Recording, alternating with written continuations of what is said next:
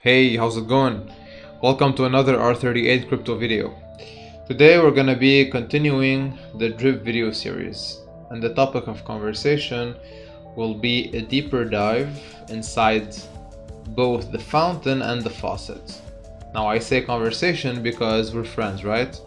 Like no one is giving anyone financial advices, we're just a bunch of guys talking about what we're passionate about, meaning crypto. So yeah, we're gonna take each of these protocols and go deeper in a sense where we're gonna check all of the taxes around that, where the taxes go, how on earth could this be sustainable, all the intra mechanics of both these protocols. We're gonna leave the reservoir for another video because it deserves it, to be honest, as being, the groundwork of the whole platform. So this one you don't want to miss. Let's roll.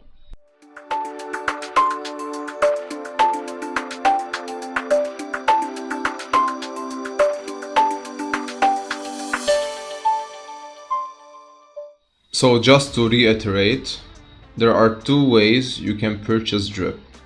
One is from the fountain, so drip.community's native DEX, or you can do that on PancakeSwap. Now, Fountain is paired with BNB, whilst PancakeSwap is paired with BUSD, which gives it a relatively stabler price, because even if the market is tanking and BNB, for example, is taking a hit, that won't affect Drip from that perspective. But of course, when the whole market is going down, and all assets, generally speaking, will follow. But at least it won't be affected twice, by the market and by BNB. And plus, the BUSD pool on PancakeSwap has more liquidity. Now, just swapping BNB with Drip, right? So I have my Drip, and now if I bought on the DEX, so on the fountain, as mentioned, you pay 0% tax, but on sales you have to pay 10%, meaning 10% of 100. So if you're selling 100 tokens, you're just gonna get 90 at the end. On PancakeSwap, you have to pay 10% tax on buying and on selling. So the only way, for example, you're gonna benefit, right, or it would make sense to purchase from PancakeSwap, is that if the price on the native DEX is higher to the point that even with an extra 10% being taken away, right, you won't get less. So always monitor both pools at what price they're at, and usually they're either around the same area or the native DEX has a higher price just because of the 0% tax on buys. And when I get my tokens, most probably I will be able to either stake them in the faucet or sell them, of course, and I get BNB in return on the fountain and BUSD on PancakeSwap. One thing very important that is left on the side here is that 1%, right, from all the taxes on the fountain, meaning the 10% tax on sales, right, is taken away and added to the reservoir. That's something to keep in mind. So 9% would go to the tax pool and 1% would go to the reservoir. It's clearly stated here as well that all the taxes collected are gonna go to the tax pool to pay the dividends for the stakers. Just that 1% will go to the fountain, to the reservoir.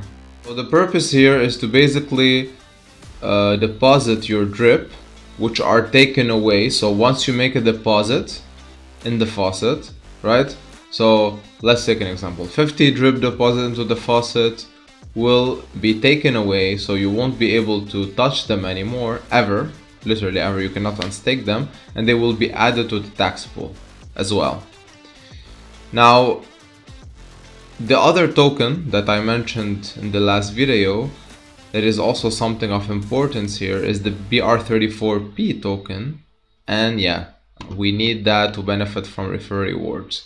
So we make the deposit. Now there's also a 10% tax that you have to pay when you deposit. So out of this 50, I'll be having 45 tokens into the faucet. And in order to make the deposit, I need to add the body, right? The body wallet ID that we also previously mentioned. So we add that, we update, and once we do that, our team leader will get 10% on our deposit. So that 5 drip that was taken away when I deposited will go to my team leader, to his faucet as well. But that doesn't happen. So if I deposit the second time, he won't be getting that. The person above him will be doing so. So yeah, I mentioned the round robin system, so it keeps going up until it reaches the top, so the developer wallet or the marketing wallet, and then goes back down to my team leader. So yeah, essentially 90% will be left into the faucet when I deposit, and when I'm in, I start earning my 1% daily dividends on the deposit. So if I have 45 drip tokens in, I'll be earning 0.45 every day. And when I do that, I can either hydrate, right, or compound, another word for compound, meaning I'm gonna add to my stake into the faucet, and when I do that, I pay 5% tax. So if I'm, for example, going back to the 45 example, so 0.45 drip deposited, 5% of that will be about 0.02225, and that's taken away. So the difference between 0.45 and 0.0225 is gonna be the amount that's gonna be added to my deposits, and that 5% tax will be given to my team leader as well. And it goes into another round robin type of rewarding cycle. So it goes up and then it goes down. And when I do claim, so if I want to claim those dividends, most probably to sell, if not now, maybe later, then I have to pay a 10% tax as well. So if I'm claiming 0.45 drip, 0.045 will be taken away, so I'll be left with 0.4, around that. And taxes are also applied to other stuff like airdrops. For example, a transfer to a different wallet. So if I transfer drip to another wallet, I'm gonna pay 10% tax because it acts as a as kind of a sell, right? So that's how the contract is triggered.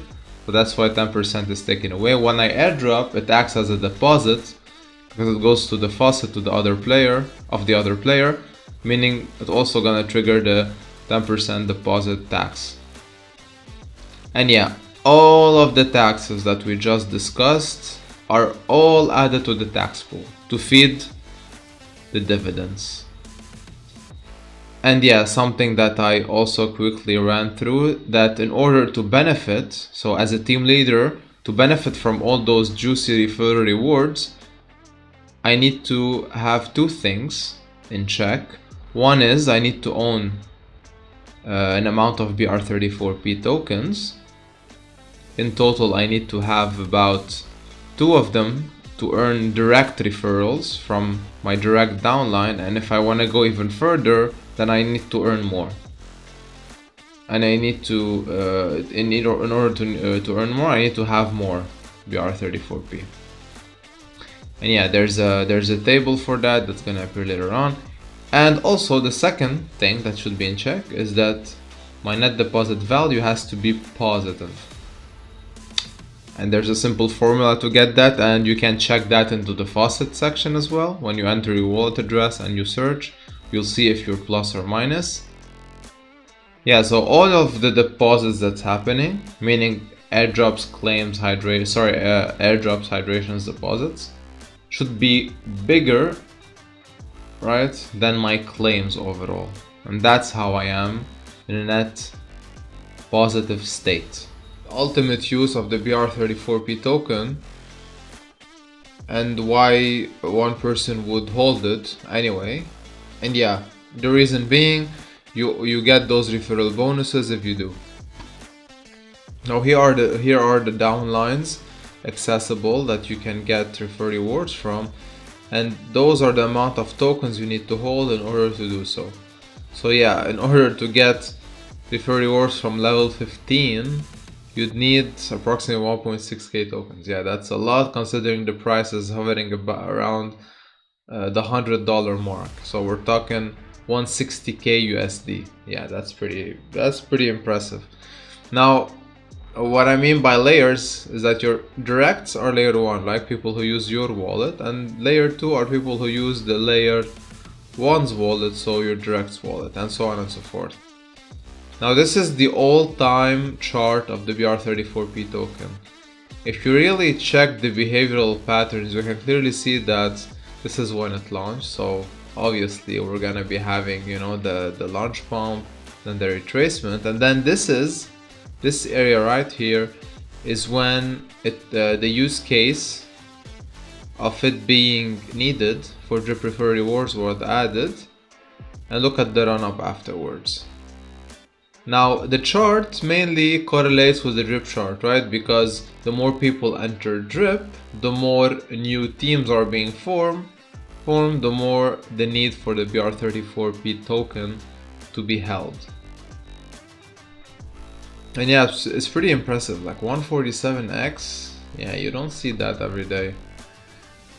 And okay, yeah, I mean, if you look at the chart, you see the spike up. This is where the demand for drip was the highest, and this is where the price was also the highest, but then it retraced down with the price of drip when we entered the bear wave and things started slowing down. Now, I expect this to be the floor, again, on financial advice, and when the drip rally starts up again, you can bet that the BR34P price is gonna spike up, perhaps going after the previous all-time high, who knows, because it sets up higher lows, right? So this is the spike 1, spike 2, spike 3. Now this is this is a key metric right here. And we'll see if we're gonna hold here, maybe go a bit down and then spike up. It all depends on drip, its movements, and the demand that should be coming hopefully really soon. Alright, that's it from me today. I really hope you enjoyed the video and you found it useful. Hopefully your knowledge about the Drip network has deepened at least a bit after the video. And stay tuned, because there will be many more. Like I mentioned, the reservoir is next. And after that there will be more stuff related to the adjacent platforms, like for example the garden or the animal farm. So all of this is gonna come up next. So hopefully I'm gonna find you next one. Many more crypto related videos will be there in general. And as always, take care of your finances and trade responsibly. Thanks for watching.